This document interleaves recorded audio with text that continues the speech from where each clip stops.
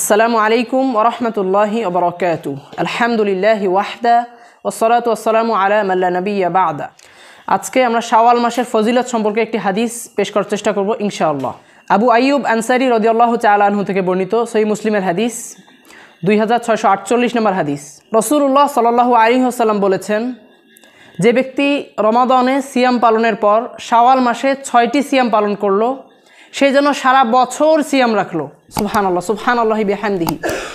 যে ব্যক্তি রমাদানে সিয়াম পালনের পর শাওয়াল মাসে 6টি সিয়াম রাখলো, 6 দিন সিয়াম রাখলো, সে যেন সারা বছরই সিয়াম রাখলো। শাওয়াল মাসে 6টি সিয়াম রাখলে আল্লাহ সুবহানাহু ওয়া তাআলা তাকে সারা বছর সিয়াম রাখার সওয়াব দান করবেন। সুবহানাল্লাহ সুবহানাল্লাহি বিহামদিহি।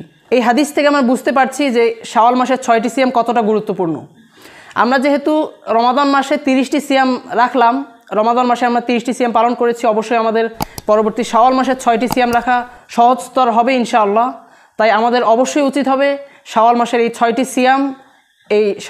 6টি সিয়ামকে ত্যাগ না করা। আমাদের উচিত হবে নফল সিয়ামগুলো মাঝে মাঝে নফল সিয়ামগুলো রাখা, যেমনটা এই শাওয়াল মাসের 6টি সিয়াম। আল্লাহ সুবহানাহু ওয়া তাআলা আমাদের শাওয়াল মাসের এই 6টি সিয়ামকে পরিপূর্ণভাবে রেখে আল্লাহ সুবহানাহু ওয়া তাআলা সন্তুষ্টি অর্জন করার তৌফিক দান করুন। আল্লাহুম্মা আমিন।